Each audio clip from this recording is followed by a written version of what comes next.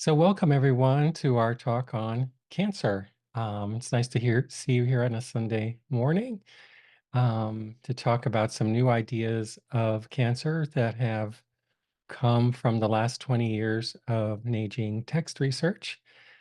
And I'll just tell you a little something about it. The model we make for cancer is the same model we use for all human diseases.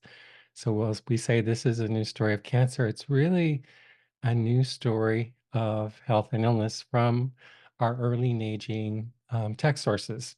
For those of you who don't know, the Huangdi Neijing is the source text of Chinese medicine written sometime around 2,000 years ago by various authors. And we've been working to interpret it for the past 20 years and bring out new information. I'm going to switch over and show you some slides. By the way, you can put comments in your questions in the comment in the chat area, and we'll address them at the end. Okay. Today, I want to talk a little bit about cancer. I've worked a lot with cancer patients. It's been my focus as I've been doing this text archaeology with the Neijing. One of the reasons I focused on cancer was because there's so many people who need help with cancer. But also, I felt that if these Neijing ideas could make a change in the way we treat cancer, it would be a major milestone. So it'd be a real accomplishment. So most of the patients I worked with, they often had advanced cancer with not that much time to live. And so we were trying these ideas out with them to see if we could help them. And we did. We're able to help them in ways that I'll explain to you. Cancer is an interesting disease. It has a different flavor than most other diseases that we treat in Western medicine. For one thing, it's if you have cancer, it's it's a very difficult experience for most people. Cancer has this sense that it comes from places that we don't understand. It moves around in the body in silent ways. We never know when it's going to come back out. If you talk to patients about how they experience their cancer, they often experience it as something foreign coming to attack them, kind of like a terrorist in the night or something like that. Although we know that cancer cells are our own cells, the felt sense that patients have is that it's something that's attacking them, and they live with this uncertainty that it can come back at any time. So it's a pretty serious illness and can have serious consequences, and it's hard to live with. One of the things I'm going to talk to you about today is that if we wish to make changes about something like cancer, there's a couple of ways we can do it. We can study more about the details, about the genome, about developing new chemotherapeutic agents and so forth. That's what I'd call change from within the current story. And the second way is to retell the story around cancer. And that's what I'm going to talk about today. Here's the current story. I'm going to summarize this for you. So our current story of cancer came from the 1970s when cancer mortality and morbidity was rising, and it was recognized to be an increasing public health concern. And President Nixon created the National Cancer Act in 1971 and established the National Cancer Institute and developed this idea called the War on Cancer, um, which was the idea we were going to put all our resources towards it to eradicate it. And since that time, there have definitely been successes. For example, the Human Genome Project, there's new ways of understanding illnesses, new treatments, and so forth. And yet there's this feeling with cancer, unlike other illnesses, I have to say, is the feeling that we're missing something about cancer. So we've changed some things about it, but it still feels as if we are missing something in a way that we don't have with other diseases. One thing is cancer is a complex disease. It's not one thing, but many things. Um, if you look at the Western model of cancer, it's a genetic illness. So it means that mutations have happened in genes and these cause cancer. So it's what I would call a thing-based story, or that a thing is broken. And so that's led to lots of new therapies and so forth and new understandings. It's not all bad. And new things have happened. For example, drugs targeting the HER2 proteins in breast cancer, CAR T cell therapies where we make agents that can attack the antigens, specific antigens, vaccines, public health issues, and especially recently, cancer research is focused on health disparities, understanding that some groups really are doing much more poorly than others for socioeconomic reasons. That's the current story of cancer. Well, we're going to ask this question. Fine. By the way, there's nothing wrong with the current story of cancer, and this is not an us versus them narrative. People who work in oncology are some of the hardest working and most dedicated people I know, and they help people every day. So this is not about one situation is better than the other. It's also true in Chinese medicine. There are many Chinese medicine practitioners using more standard TCM models that help cancer patients every day, and it's all good. So the question is there something else we can add to this discussion from the Neijing, not which one is better than the other? So what happens if we look towards the past? And particularly, what happens if we look towards the past to rewrite the story or reframe the story of cancer? And of course, in my work, in the last 20 years of Neijing research has been all about text research, looking for new ways of understanding illnesses. And one of the ways we did that was by envisioning the text as an archaeology site. So just starting over saying, I'm walking into a culture, a civilization I don't understand, and I'm going to look at it carefully and let it tell its own story, as opposed to taking current understandings of Chinese medicine and superimposing them. And what's been fascinating is that the story that the archaeology site tells is very different than our current model of Chinese medicine. And it gives us a whole new way of understanding things. And so, for example, in the text archaeology site, characters and terms are treated as archaeological findings, and they're interrogated and studied in formal ways to try and get there to understand what they mean. And often they mean something different than we thought that it meant. The basic story of the Neijing is that there are basic patterns in the cosmos around which everything forms itself. So out in space, in nature, in the human body, they're all different variations of very basic patterns. And once you understand those patterns, you really have a handle on things in a way that's different than if you're just looking at the physical objects in the world. So there's basic patterns in the cosmos, and they turn to form the constellations in the night sky, which creates resonance patterns, which come down into nature and form the patterns of weather and the patterns of nature and the patterns of rivers and the patterns of people. So a basic theme of the Neijing is that there are a few basic patterns, and everything that we encounter in life or in the clinic is a variation of those basic patterns. And one of the themes here also is that there's really no difference between you and nature, that we are formed on the same patterns and we're just different expressions of differentiation and variation on themes, on basic themes. So this means also that illness is not about the thing. For example, here's a patient with tuberculosis, and we would say in Western medicine that this is about the tuberculosis mycobacterium that affected the person, and that we need to kill the mycobacterium. And the other way of looking at it from the Neijing perspective, as this is an impairment of patterns of motion and breath and so forth, which allows mycobacterium to grow in a certain space. And the treatment of the illness is to recognize the impairment of that patterning and restore it. So here's the basic cliff notes of the Neijing. Universal patterns of the cosmos create patterns of nature. This creates patterns of the human body and creates patterns of health and illness. And this is just a very fluid thing from one end to the other.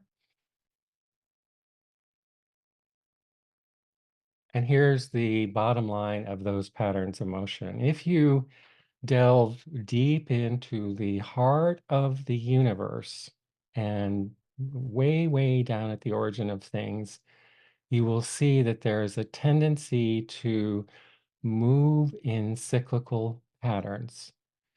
That means to move out from a source or a root, express outwards, and return back to the root. That is the essential nature of the universe. Why does the universe do that? Why does it have this heartbeat of breath? We don't know. It just is that way. But from that point of view, we're going to describe everything and understand everything. And everything is a variation of that. If you're a Chinese medicine practitioner, you can insert the words yin and yang for that breath motion. So that means the expanding motion of the universe moving out from its root into an expression is called yang, that motion pattern. And its reversal and return back to create a new embryo of breath is called yin. So anytime you see yin and yang in Chinese medicine, if you replace it with the word breath, you'll be fine. And so we also say Neijing medicine is breath medicine. So at the heart of the universe is this tendency for things to breathe, and everything's going to be made on that. And illnesses are also going to arise from that too, and treatments are going to be focused on that. So at the center of the primal motions of the cosmos is a deep tendency for the universe to move in cyclical patterns, which we call breath. This breath, by the way, it's only one breath. That's a different topic. It's not a bunch of different breaths. It's one breath that moves into and out of different configurations of motion. And by the way, most of this breath is intangible. We can't see it. It's out there in the universe. And this is the same that we know from modern science, that only 5% of the universe is visible or tangible to us, and the rest is dark matter, dark energy. We can't see it. We don't know it. So this breath is moving into different configurations of breath patterns, and also so it's moving into and out of different spatial configurations. There's a whole science around that in the Neijing. And it's also moving in and out of form. So the breath can form itself. So one of the things when we're learning to practice Neijing medicine is we train our eyes to stop seeing things that are fixed and seeing patterns of motion. So when we look at a thing like a body, the way we learn to see it is as a pattern of motion in form that is slowed down enough so that it becomes tangible to us. But even my body, it looks solid right now, but if you come back in 20 years, it won't be here, 30 years, whatever. So it's actually a form of breath too. It's just happening more slowly. So the breath is moving into and out of different configurations and into and out of form. This is all happening based on resonance patterns. So the Neijing description of the universe is a musical description. It's about, sometimes I say the universe is a humming place. It's vibrating, it's resonating, and that's really the nature of things. This is true also when we delve down into the quantum level of things. For example, in modern understandings, that it's about vibrations and waves. The waves are coming into particle form, sometimes going back into wave form, but it's really about resonance in music. If you wanted to and, differentiate early Chinese thinking from modern thinking, one of the differences that modern early Chinese thinking thinks about patterns of motion and transformation and music and resonance, and Western science tends to focus on the things that it makes. Here's the rule for how the universe makes forms like our body. Here, for example, these are resonating plates, and they vibrate, and where they're vibrating, the sand moves away from. So actually, nature forms itself around the resonance patterns in its environment in a way to allow those patterns to move with the greatest degrees of freedom. So for example, if the sun is rising and setting every day and a tree or a plant forms around it, it'll form vascular structures to allow that motion to go up and down. In the form of the tree is actually the containment of the motion. And the part in the middle of the sand in the Neijing is called the graining patterns. And your body is made up of a series of graining patterns in which rivers of blood flow and other things like that. So in nature-based medicine, which is the medicine we created from this text archaeology, the complex patterns that constitute the universe and the natural world, we call it the universal resonance scape or the resonance scape. It's a humming place. And this makes all of nature. And so we do not simply resemble nature, we are nature. No meaningful separation exists. This is a hallucination of your mind, a story that you tell yourself that is not true. And I might just encourage you to take a moment and feel what your relationship is to nature. For some people, nature is something they go out on the weekend to go hiking and then they come back. Other people feel more attuned to it, but most people feel a degree of separation. So take a second, just feel what your relationship to nature is. You might share it in the chat pad if you're able or wish to. Do you feel differentiation? Where? And just to understand that that's a story your mind is telling itself. It's not actually true. So the same forces that create clouds in the sky create you. You're just a different aspect of that. So when we study Neijing medicine, there's things we're relearning about how to see the world. One thing is when we see a form, we're seeing a slowed down pattern of motion. And one is that when we think about differentiation from nature, we know that that's not true, and we try and retrain our mind to think in a different way. By the way, that means if we alter nature, because we are nature, we're directly impacting ourselves.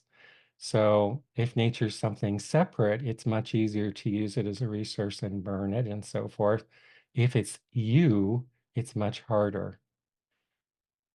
When we are born, here's another theme of the Neijing. When we are born, we cross through a veil, a portal, from a world of patterns of breath and transformation that are mostly intangible into a world filled with physical objects.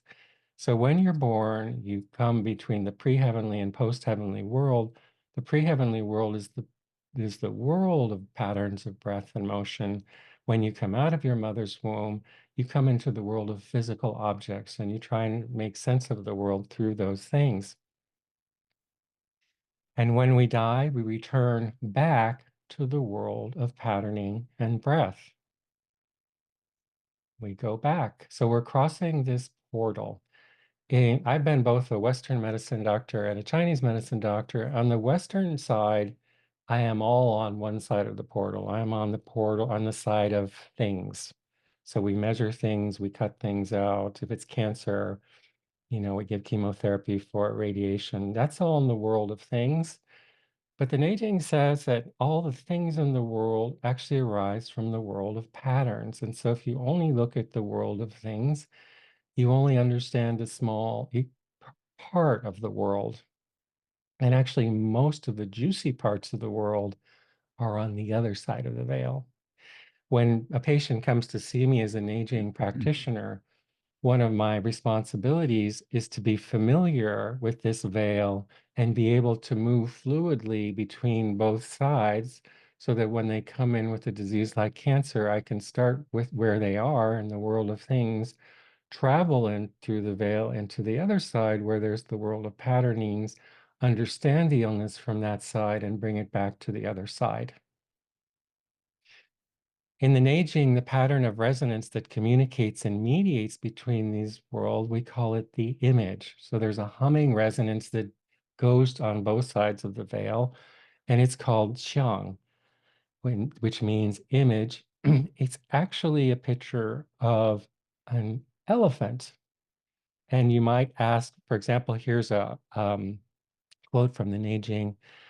Tian shui xiang, di cheng xing, heaven hands down the image, meaning from the resonant pattern of the universe where things are formed, an image of resonance is passed, and the earth takes that di cheng xing and makes a form.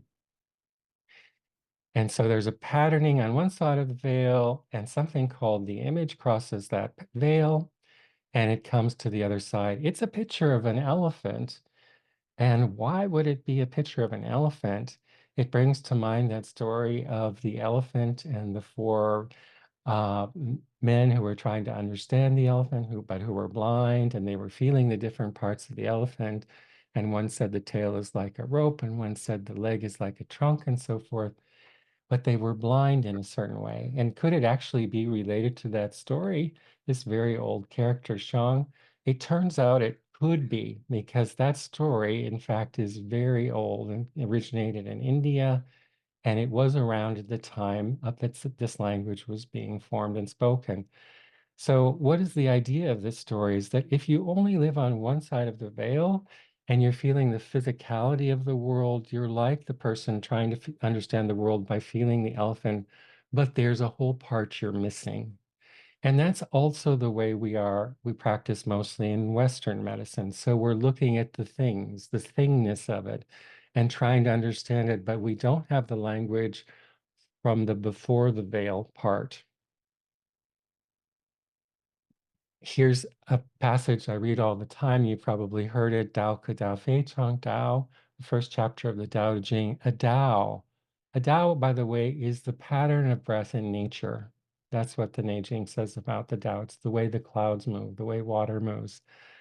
But a Tao, that motion, if it can be discerned by our mind as a thing, that's not it. Because the thing, the pattern is actually changing and transforming. You can't name it. A name that can be recognized is not the enduring name, meaning if you can name it as a thing. A world without names is the origin of heaven and earth. It means that the world is created on one side of the veil where all the patterning is. That's the world without things. A world with names, meaning the world of things, is the mother of the 10,000 things, the things of the world. Thus, to perceive the subtle mysteries, free your desires. So, if you have a desire, you will not be moving with the way the Tao and the world before the veil operates. If you look at a cloud or water, it's constantly shaping itself according to the motions of the breath. It doesn't have a desire. It doesn't have an agenda. As soon as you have an agenda, you step out of that patterning of breath and motion and you move into the world of things. So to perceive the boundaries, hold your desires close. These two worlds, the world on one side of the veil and the world on the other, arise from the same place, but they have different names. They're both sacred, they just are different expressions. Together, we call them dark mystery. And within the dark mystery, there's another mystery, and here's the doorway to the multitude of mysteries. There's actually some very interesting correlations to modern science here when we think about something like dark matter or dark energy. The Schwein character, which means dark mystery or darkness, is the darkness of the night sky from which the lights of the sky are born. But also, they're saying there's another darkness behind that, which, that's actually where the mysteries of things are. And it's the birthplace. So, for example, if you look at something like this wave pattern, you would say that there's motions that are happening in the ocean, in the water, there's currents, and they're forming waves, and the waves are things. And so whoops. You can measure the shape of a wave. It's crossing the veil into becoming a thing, but you wouldn't say that the waves make the ocean. It's the ocean that makes the waves. And so there's this relationship between patterning of breath and motion and the things that the breath and motion creates. By the way, the ocean in all of its entirety is called chi. So chi is the name of the ocean and also the waves. So we have this idea that there's basic patternings, and then something happens in the world of things. So, for example, a person comes in with cancer. This is liver cancer. Something has happened, and in the physical side of the veil, where things are created as things, something has arisen. So, what's happened there? Now, of course, like I said, in Western medicine, we are thing based. So we're going to focus on the thingness, its measurements, its genetics, its characteristics, its protein markers, its all those kinds of things. That's all focusing on the thingness, which again is not wrong. There's many good things that come from focusing on the thing-based world. But like the people feeling the elephant, there is this whole part that's missing. From this, we can begin to ask basic questions about our world and diseases like cancer. So, one of the questions we can ask is if everything comes from the same basic patterns of breath and they're just different expressions of differentiation and variation of that breath, what's the difference between a cloud, a river, a plant, my cat Rosie, people? What's the difference? Because we remember we did that little exercise and about how we feel separate from nature, and we decided that's not actually true. That's kind of a story we tell.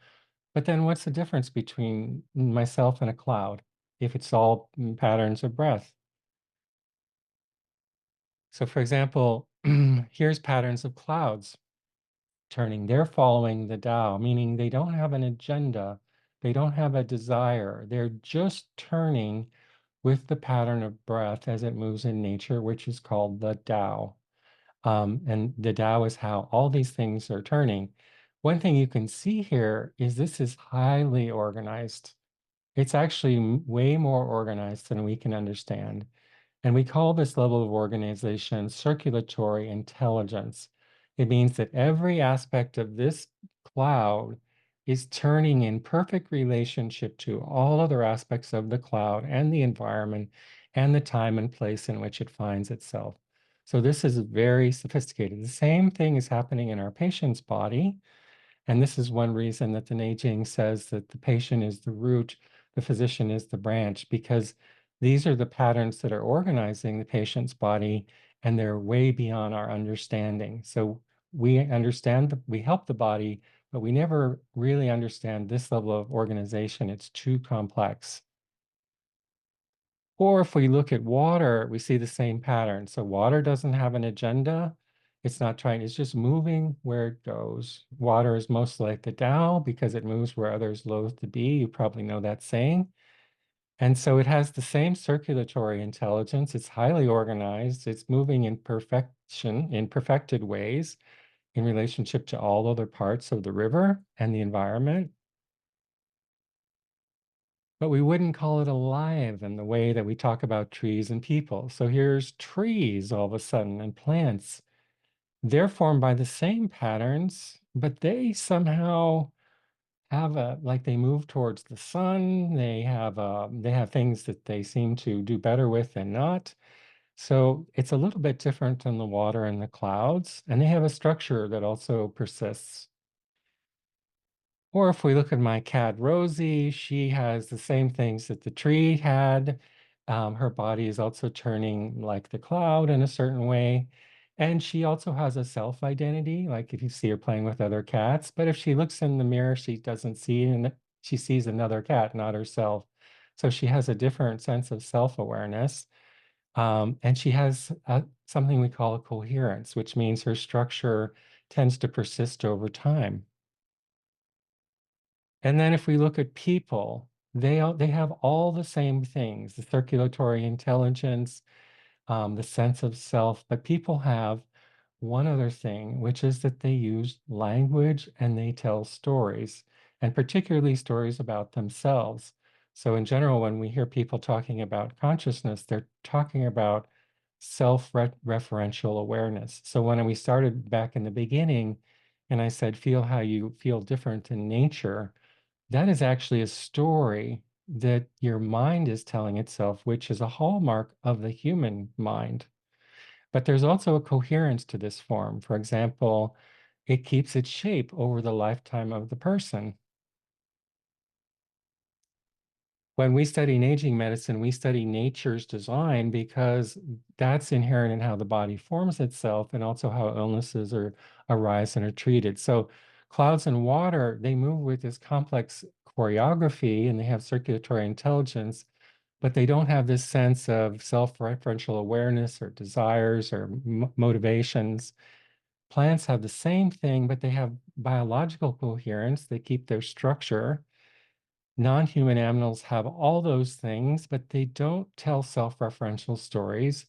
And people have all those things, but they also now start telling stories and using words about themselves. So here's a weather pattern on Jupiter. The basic idea here is that the basic motions of the universe, they are the things that create everything in your life. They're just behind the veil, as we talk about. Okay, I know this is a little esoteric, but this is kind of the background where we come from. So, from the perspectives of early Chinese medicine, the Neijing, our human bodies and all aspects of the natural world and the cosmos can be understood as sacred expressions of the universe recreating itself upon the patterns of the original design. So that means when you were born, the universe is recreating itself in you.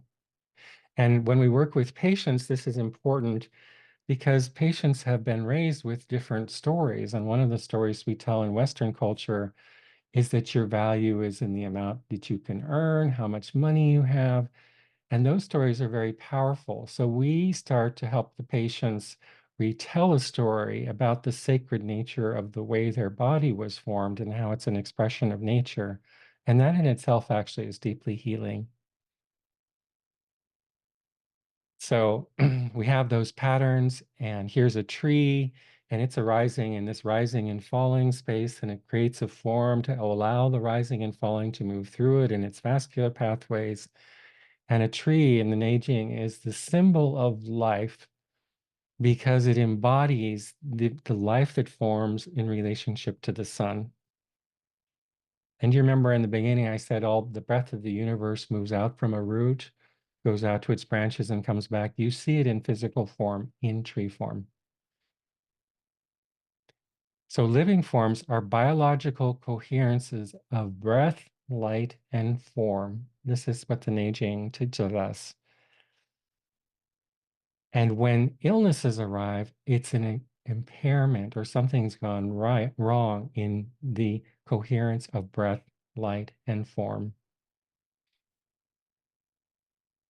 Human illnesses are impairments of this basic process. And so our understanding from this new model is to understand how breath moves through bodies and see where it's become impaired, which allows things like cancer or tuberculosis to arise.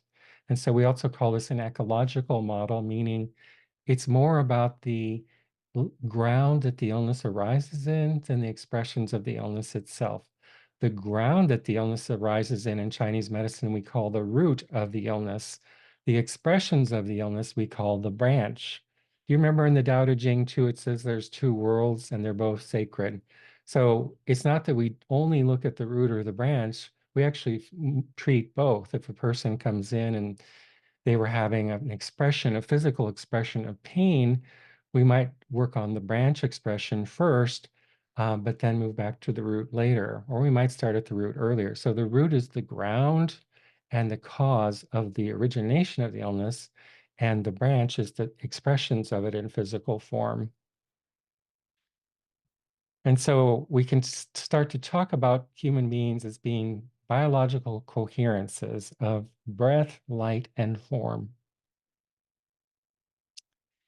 So we can then, from this new story, we can begin to ask questions. What is an illness and what is health from this new model? What is a biological coherence and what is required for it to exist? And how do we know whether a biological coherence is not functioning well? And how can we diagnose and treat its conditions? And also, how can we tell a better story? So remember in the beginning, I said, Western medicine is doing a great job with cancer, but there's this part in the cancer story that's missing. So and it's not about either or, but our early Chinese medical science may be supplying this part that's missing about breath, motion, and form. I'll just say that, as a Western doctor, the story I was taught and that we use in Western medicine is what I call the car mechanic model, which is that the body is made up of parts and the parts break down periodically, and the role of the doctor is to fix the car and the body to restore the parts so it can get back on the road and get on with its work. We're going to tell a different story. And you can see the power of story is very great. So if you are in this story, stories allow us to see things and simultaneously blind us to other things. So every story is a compromise. It allows us vision and it takes vision away. So a person comes in with cancer. Let's go back to this. The Western medicine story of cancer is that there's something wrong with the thingness of the body, of the genes, and it has caused cancer. And we need to fix the thingness of the cancer, which is to cut it out, or chemotherapy or radiation, which can be helpful. That's the story. Here's an example of a slide. On the upper right these are liver cancer cells where it says cell B, and normal cells, cell A. So in this new way of thinking about cancer, we can say, why did the cells in the lower left, which are the normal cells, still have biological coherence? And what happened to the cells on the upper right? So instead of just cutting it out, seeing how the gene went wrong, we can ask what's wrong about the coherence. And the coherence, by the way, is tied very closely to three-dimensional space. And I'll talk about that in a little bit more detail. So let's start to make a model of what a biological coherence looks like. So it's a system. If you look at a child or a person, they're a system. They're kind of a coherent system. So we call them a biological coherence. And a lot of these ideas come from the idea of tensegrity and biotensegrity, which arose from Buckminster Fuller, who was an architect in the last century. And he made these structures called tensegrity structures. And tensegrity is a combination of tension and integrity added together. And these are structures that are floating and connected, but they have motion. And the idea is versus like a brick wall, which you push on more and more, it gets weaker and weaker and then falls over. In a tensegrity system, it actually compresses. So the more you push on it, the more integrity it has. And the other thing about a tensegrity system is that when you push on one part of it, it's instantly communicated to all other parts of the system. So do you remember I said the cloud has circulatory intelligence, and if it's turning, all parts are turning together as a whole in this very intricate dance.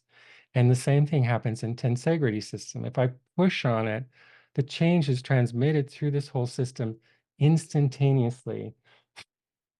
And by the way, this is how many acupuncture points work. So they're embedded in a tensegrity of connective tissue. And when you push on one point and something else happens at a distance, that's, for example, why you might put a point down in the lower limb and it might help your vision get better. So you put that into the tensegrity and it causes instantaneous changes throughout the system. And the acupuncture point action is simply the experience of physicians over time about what these relationships are when you work at different areas. So, how can we define coherences? They can be defined as a series of relationships of breath, form, and light in which the individual parts of the system function in service of the whole and impart temporal resistance to changes in state. What does that mean? That's kind of a mouthful, but it means it's a collection of these patterns of the universe, breath and form and light, which I'll talk about in a second, and they form into something that's coherent. And that coherence has a breathing coherence. It means that in a coherent system, any part of this ball is in function of the whole versus itself. So it's functioning within a whole system. And the other thing is, if you look at a body, there's a resistance to change. So, like, I was born a long time ago, and my body's kept its basic shape, for 66 years now, meaning that I'm not just floating around as a cloud, but I have a resistance to change, and yet I can still adapt and grow and repair and things like that. So, we're going to call that a biological coherence. Here's just something about the biotensegrity, and about what I was talking about. Um, the structure increases, the integrity increases as you put it under load, and all the parts work in independent but interrelated ways. And if you change any part of the system, all the other parts change immediately. And so the system can also regulate itself in terms of its environment constantly through all parts of the system.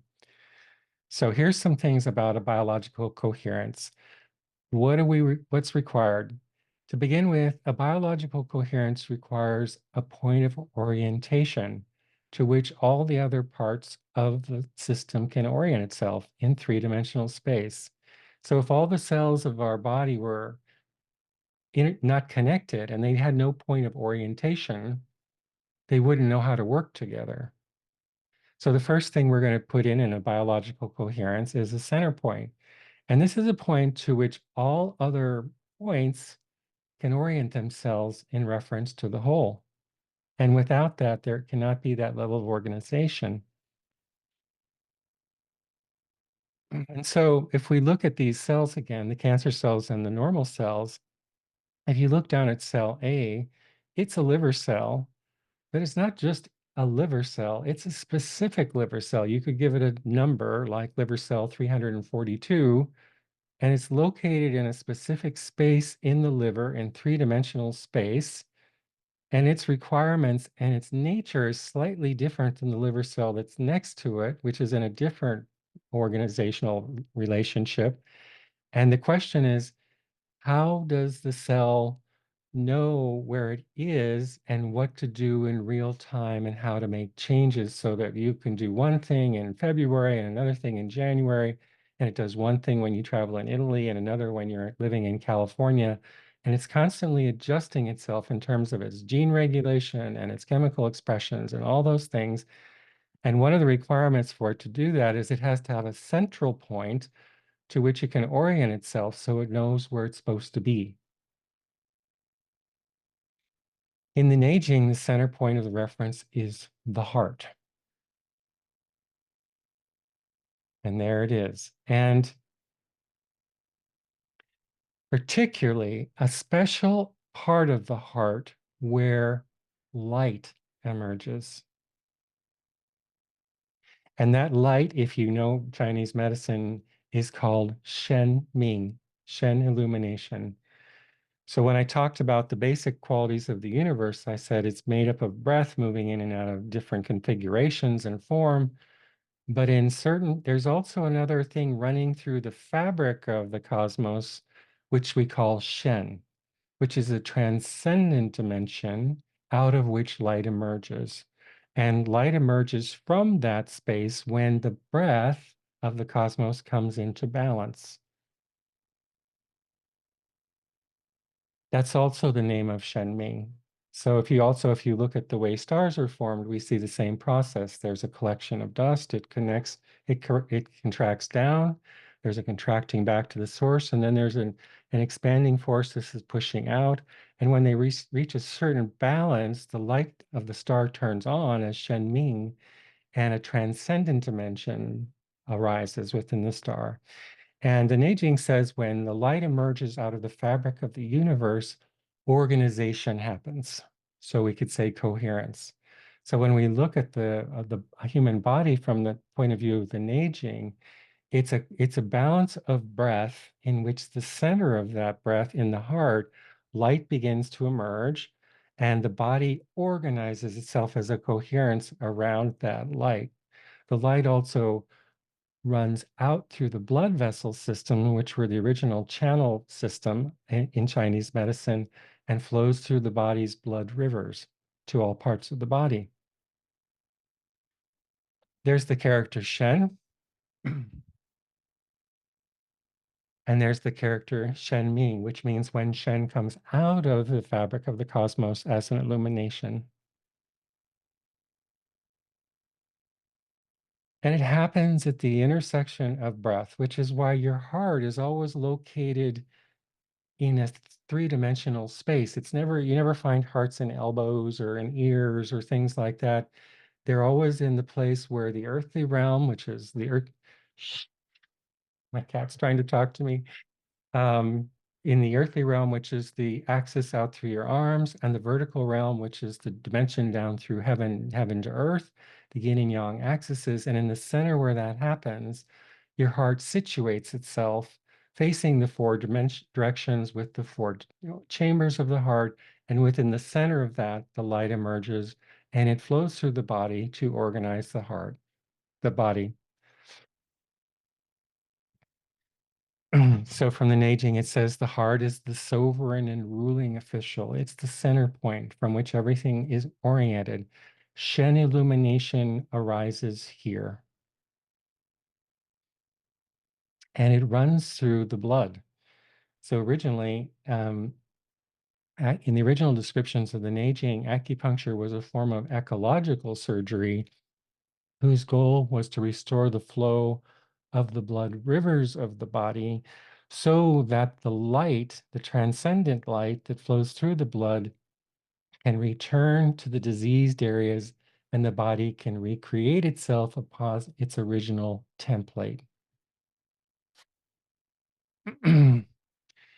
Another thing we need for biological coherence is an interrelated communication system. If they can't talk to each other, they can't make these changes.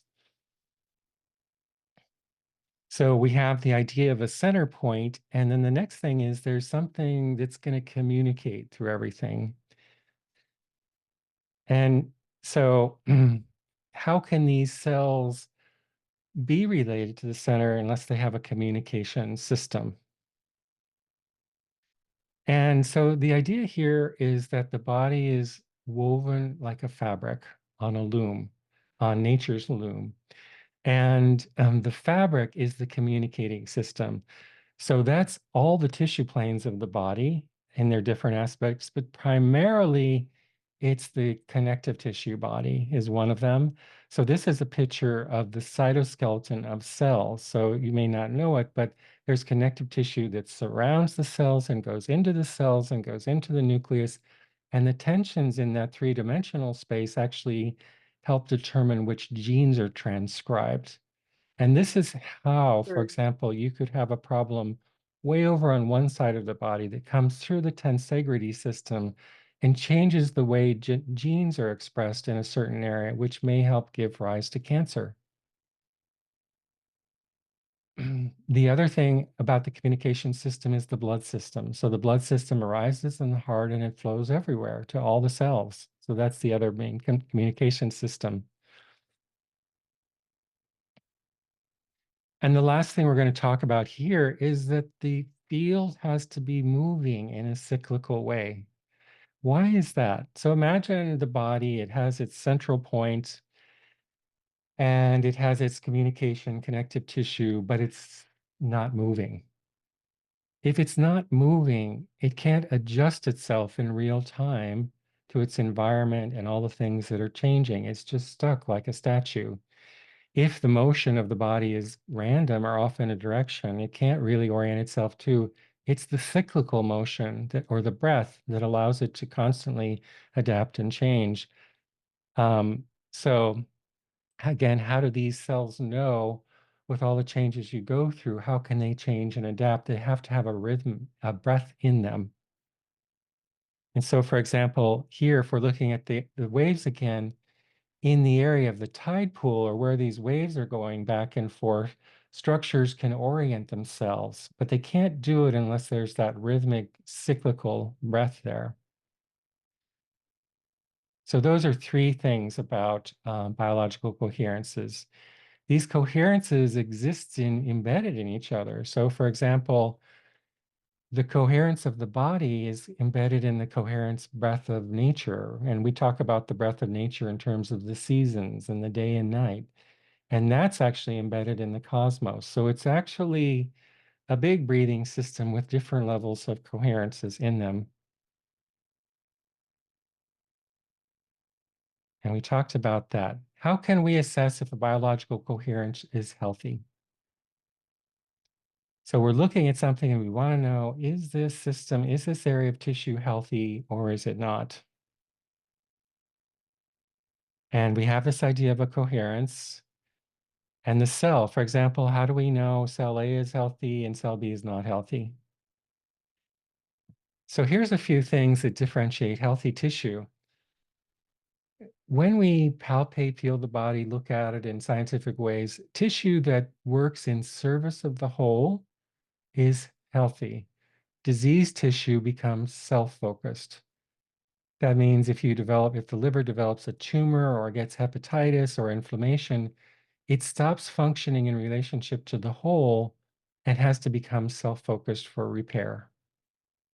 Healthy tissue moves and adapts its behavior easily and appropriately with high degrees of freedom of motion. It means it does it easily. Healthy tissue allows for easeful circulation. It means blood moves easily through those areas and things like that. Healthy tissue moves in harmony with the greater patterns around it of nature. And healthy tissue radiates a special kind of illumination. The Neijing tells us about this. It's when Shen illuminates from the body as Shen Ming. And in Neijing nature-based medicine, we call this illuminative beauty. And the way it looks in a patient is that they look younger after the treatment and light comes out of their eyes. And there they are. And that tells us if we see that the breathing coherence is actually coming back online and light is emanating from within that. And what is an illness then? What is cancer? So here we have cancer. What's happened? And so if we look at cell A and cell B, what's happened in the territory of cell B is that this idea of biological coherence, breath being part of the whole, this has gone offline, and particularly in three-dimensional space, that the space has been altered, that tensegrity body has been altered so that the cells can't do what they're supposed to do. Mm-hmm. Oh, and the idea here is that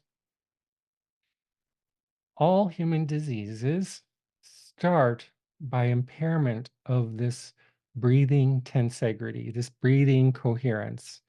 And the origination of all human diseases start by an impairment of that motion, that breath pattern. And that usually happens somewhere in the body at a distance from where you see the illness. It's very common. The place where the illness arises is I'll just show you here with my ball here. The ball's breathing, and then something grabs it over here. Now the ball's breathing, but not as well. And over here, because of that, a symptom arises. Over here on the right is called the illness inciting event. Something happened to limit the breathing of the tensegrity system. And over here, it changed the three-dimensional architecture and relationships of the coherence to allow something like cancer to arise. And the thing that causes the breath to become impaired, we call the illness inciting event. And that happens at a place that we call the inflection point, meaning person was going along and they were pretty healthy and something happened and something got stuck in their breathing tensegrity, which led to a road of illnesses. And so a primary requirement for cancer cells to arise and be maintained is an alteration in three-dimensional structure of this fabric. That means the space has to change so that the cancer cells can't participate in the body in the same way. And so we would say cell A still has a normal three-dimensional architecture, while cell B, something's been changed in its breathing region, and it can't organize itself. The blood system has changed, all those things, and it can't maintain itself as a coherent structure. And so when we use Neijing nature-based medicine, or traditional acupuncture, it was originally a form of ecological surgery. And it works on restoring the breath to tissue and the circulation of the blood and the three-dimensional architecture of the space. This was the original needles, and you can see that they were kind of a surgery set for tissue planes. If we're looking at something like where cancer happens, for example, here where it says point 4, which is a breast tumor, and point 2, the other thing that Neijing tells us is it gives us detailed instructions about the relationship between breath and anatomy. So the Neijing anatomy is very detailed and complex, and it's going to give us instructions that tell us about every part of the body and correlate it to an aspect of breath. And some of that language you will recognize, like Yang Ming, Tai Yin, and so forth. Those are different aspects of breath motion, so that when we see something, for example, breast cancer at point 4, it's actually in a terrain that we call a watershed, which is called the Lower Yangming watershed. And we're going to look at it as an ecological system and restore its ecology. But the Lower Yangming is also related to an aspect of breath. And for example, this watershed is related to the center axis of breath. And that goes into the cell space.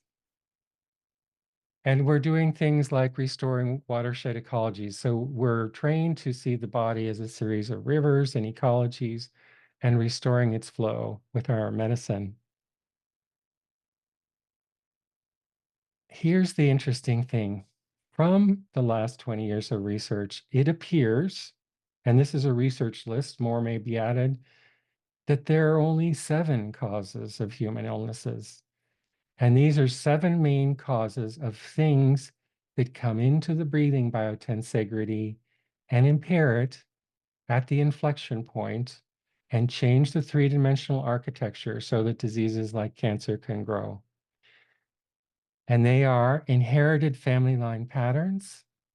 So you can have kidney diseases that run in families.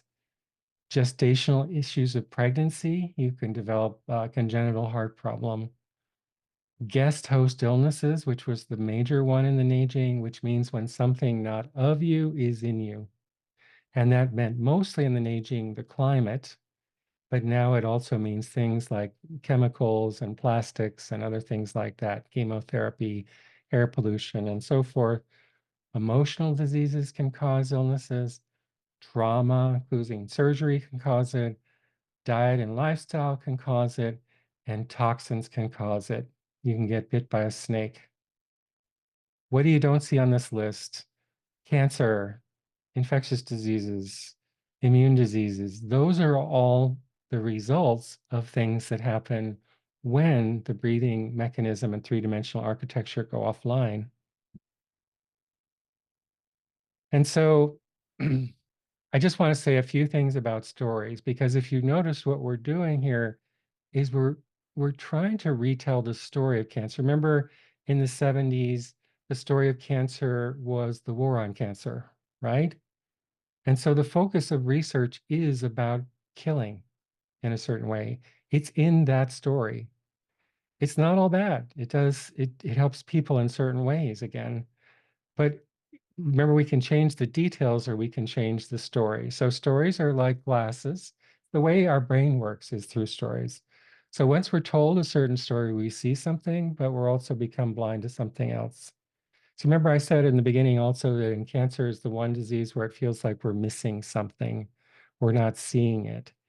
And it's this thing about three-dimensional architecture and space and breathing, in my opinion. So we have personal stories, we have cultural stories, and the stories are like a balloon that we live in, kind of a ball that we're stuck in that we can't see past. So when we look at a text like the Neijing, its real power is allowing us to see the world in a different way, through a different lens, through different stories. Here's what I see when I look at the New York Times every morning about the state of the world. We're kind of dying in stories at the moment. And here's a quote by Edmund Wilson on that. Humanity today is like a waking dreamer caught between the fantasies of sleep and the chaos of the real world. The mind seeks but cannot find the precise place and hour. We have created Star Wars civilization with Stone Age emotions, medieval institutions, and godlike technology. We thrash about. We're terribly confused by the mere fact of our existence and a danger to ourselves and the rest of life. And this really sums up how the power of story, because we are in stories about separation from nature and about how nature is a resource and to be used and commodified and so forth. And we're dying from these stories. But I always say that stories are our potential downfall and they're our superpower because we can change them once we understand how they work. And so if we could only change one sentence in the current story of cancer, the one I told you in the beginning, it might be something like this. To change, cancer is an illness in which the cells of the body and attack and potentially kill the patient. To cancer is an illness in which the cells of the body have lost their way and require our tender assistance and care to reintegrate.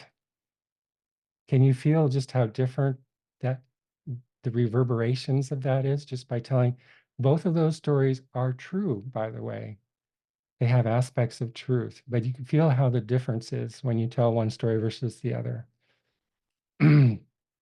This model proposes that every human illness that has ever been or ever will be arises as an impairment of biological coherence within the breathing tensegrity of the body. Further, that every treatment that's been successful, that ever has been or ever will be, corrects this impairment to some degree. And that's the talk for today. I am here for your questions. Hi, Zev. Nice to see you. I see Zev there. You look older and wiser, Zev. That's an old that's an old picture. Here's a younger and more foolish version. uh, I hope that oh, there's two Zev Rosenbergs. What's going on? I see. You had me. Uh, so this is that's just kind of an intro to this. I know some of it's a little esoteric. This, if I had to say what is Western medicine missing, it's a one of the ideas is about three-dimensional space. We do not have the language in Western medicine to talk about three-dimensional space. Like, for example, here's one thing I can't tell you as a Western doctor. If you come in with breast cancer, I can't tell you why you got breast cancer. I can't tell you why it came in your left breast and not your right. I can't tell you why it came on August 17th and left on December 15th. I can tell you things like risk factors and so forth, but I don't have the language. What the Neijing gives us is this language about three-dimensional architecture. And that three-dimensional architecture seems to be a basic requirement for cancer cells to grow. And we do not have the language for it in Western medicine at the moment. When we go in to work with patients who've had breast cancer and they've had lumpectomy, mastectomy, biopsy, something like that, and we change the three-dimensional space, the recurrence rate in that space is zero, meaning that cells do not reform themselves once, if this is what it seems to be, they don't reform themselves once the three-dimensional configuration in which they arise is taken away. And that's kind of extraordinary. And do you guys have any questions or comments or wisdoms? We have two Zev Rosenbergs. We should have a lot of wisdom here today.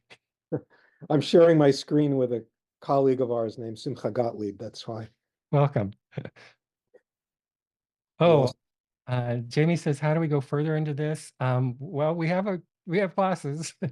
There's one starting next Saturday. We have a very deep dive, which is a 2-year class, which is the archaeology side in detail.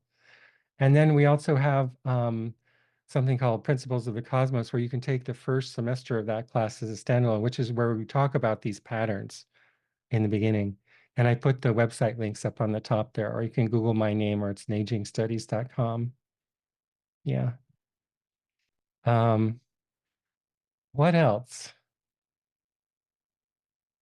I have a question actually. Isaac, yeah. Can you share a recent case history where you showed some success with the acupuncture to get a sense of what you were able to do?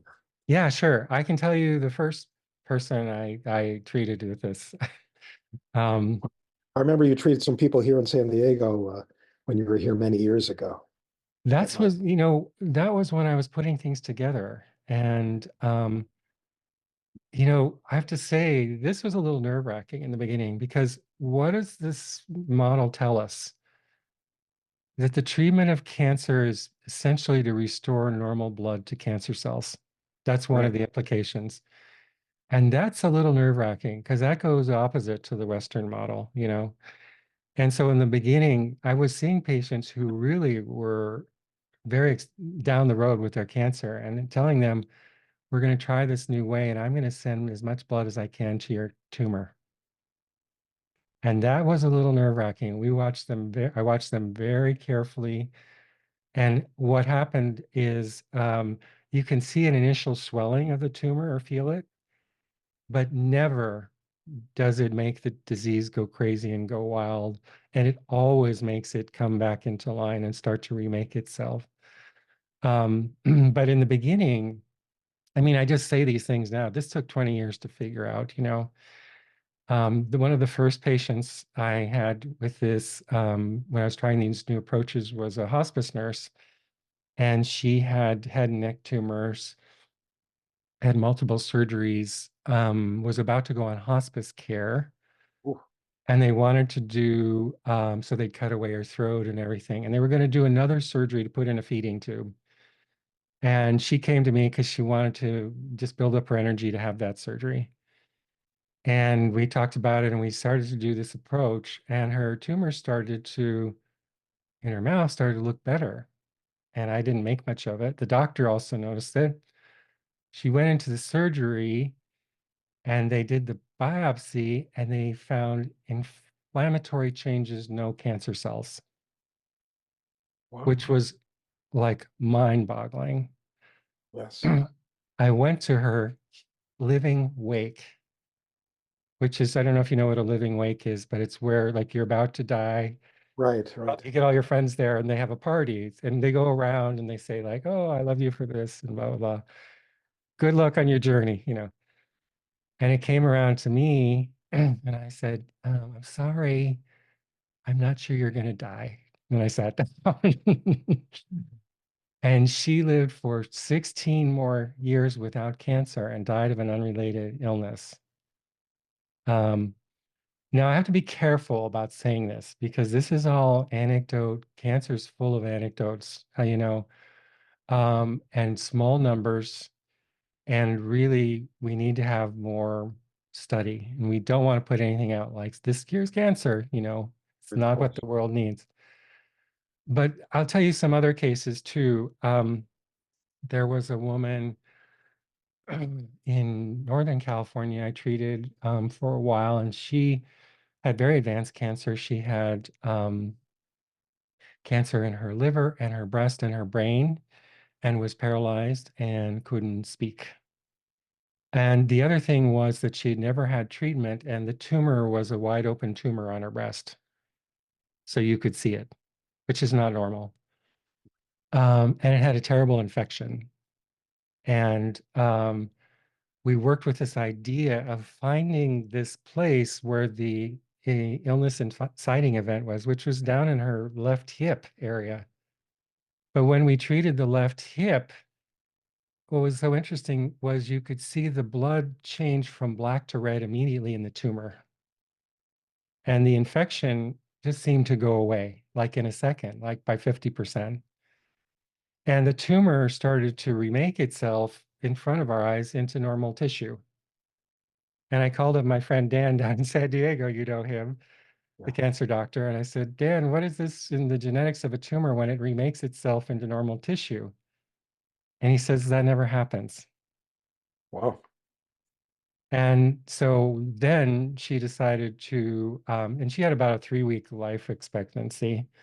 But then she started to get better. And then she decided to go on this very high dose of steroids to see her son graduate from high school. And then from that second on, all the treatment effects stopped. And you could just see it. The tissue went gray.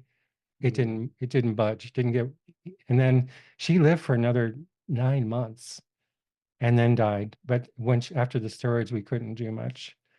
But what we see is that this thing about the architectural space, and you probably know this as a Chinese doctor, this happens all the time to all of us, right? The patient says, I had to given a year to live, and then you start doing whatever it is you're doing, and they live for 5 years Right. because most cancer patients are not getting this kind of care we give. So we're already doing good stuff. But then And this, many other chronic diseases as well get this and kind of. many other chronic diseases as well, too. So we're already doing good.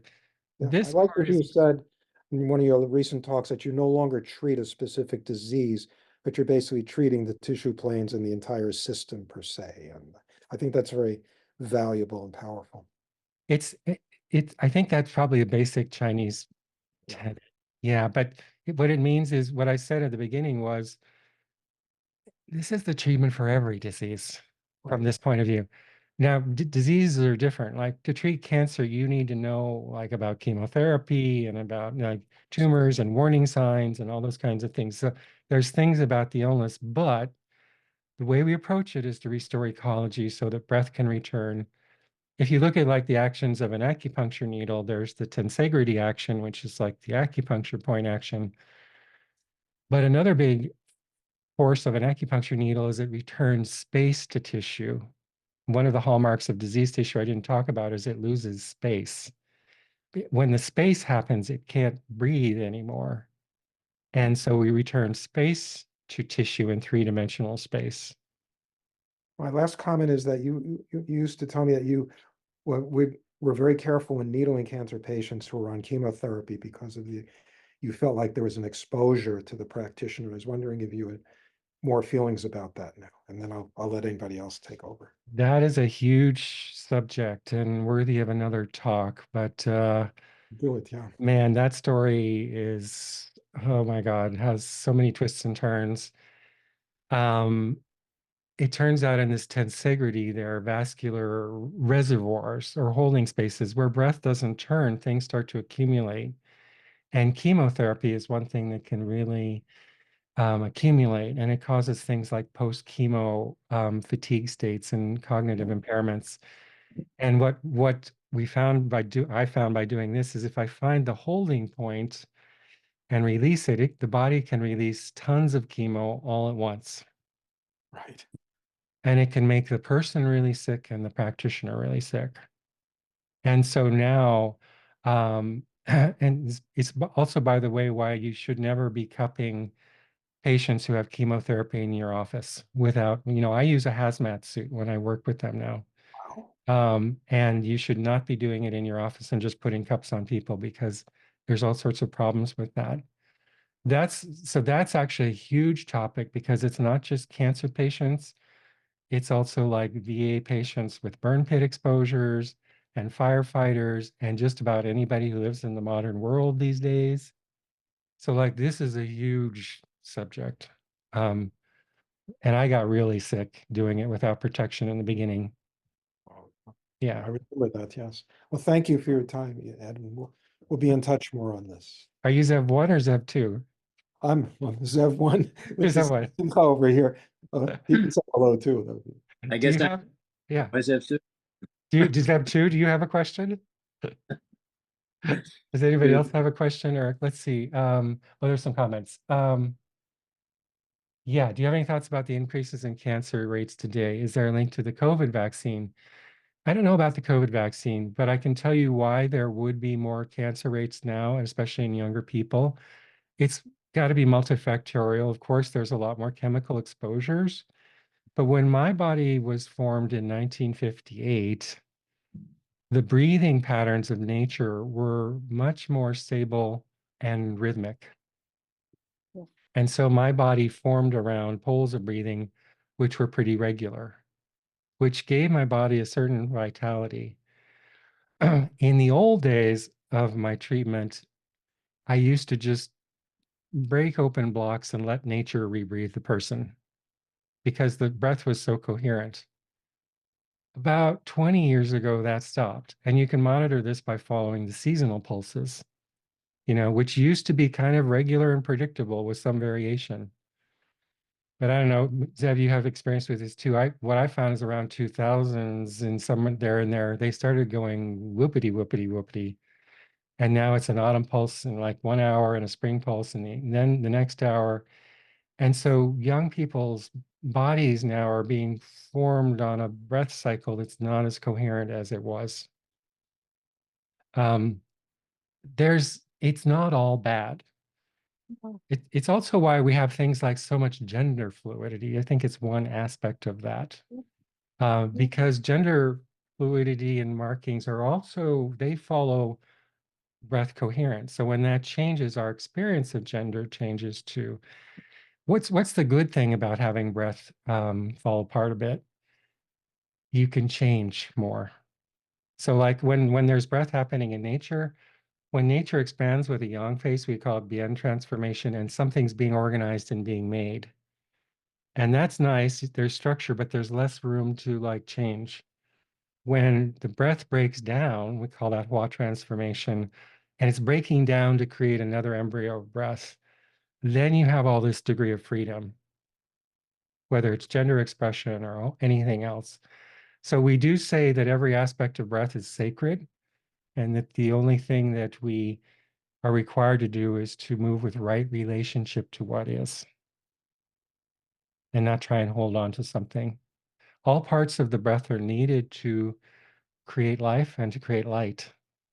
And so we don't say like the falling apart phase is bad and the springtime phase, the building up phase is good. We have to learn what is sacred about all parts and learn how to move in sacred ways to all phases. So that's also a big learning. Let's see, are there difference between blood and bone marrow cancers than solid tumors? They seem less structural. Yeah, they are. What we do in aging nature-based medicine is when we see an illness, we call that the direction of presentation, meaning the breath presentation. And we try and translate into an impairment of breath. And they do appear in different ways. Like if you have lung cancer, it's an impairment of the Western root of your breath. Could you suggest some further reading? Not really. Sorry. You can read any of Zev's articles. I have a bunch of articles. You can go to the site if they're interesting to you. There's a bunch of videos and things too. There are texts, like Unschold's text, which is a major work, but and it's accurate in many ways, but you won't get the spirit of what I'm talking about from that. What impact do you think the COVID epidemic did to promote more cancers? I would say this. We changed nature, nature changed our ecology, and the COVID virus was happy to grow on that. So pandemics are totally predictable when breath phases of nature become less coherent. So it's not that COVID did anything. We changed nature. If I put a lemon out on my sink, in 2 weeks it has a bunch of stuff growing on it. Did those things attack the lemon? No, the coherence of the lemon changed. And the things that like to grow on the lemon grow there. So we're going to see more pandemics because there's less coherence in nature's breath. Um, oh, let's see. Thanks, Seb, for your input. Great. Okay, that's it. Any other questions? Is there, sorry, is there a caution to donate blood regularly? Not a caution to donate blood. It's actually good for you, especially if you're a guy, to donate blood every once in a while. Um, to get blood, as part of my sickness, I had blood transfusions from all my exposures to chemo. And I can tell you it's a little strange to get blood, Mhm. but not to give blood. No. Thank you, Uh, very courageous. yeah, no problem. I think where I'm all at is about stories. I see that we're at this place, we're driving off a cliff in a car, and the car is a story. We can't get out of the door of the car because of the story. But right next to us, we can change the story. And that's what I'm so interested in doing now. We had a great talk yesterday about art, nature, and medicine, and we'll put the video up. It's an hour and a half long. But boy, we were talking about how to change the story through an artistic lens. And right there, you get this sense of our salvation is like standing right next to us. But we're like the woman in the bubble that we can't see it, but it's like right next to us if we can tell a different story. And did you feel like when I said that thing about cancer, like cancer are cells that have lost their way and need our tender care? You just feel like how that changes like everything, you know? And Yes, that's just telling a story, a different story, all about true facts, just rearrange the facts to a different story. Yeah. All right, guys, go out and enjoy your Sunday. thank you, thank you. Yeah, feel free to contact me if you have any questions. Thank you.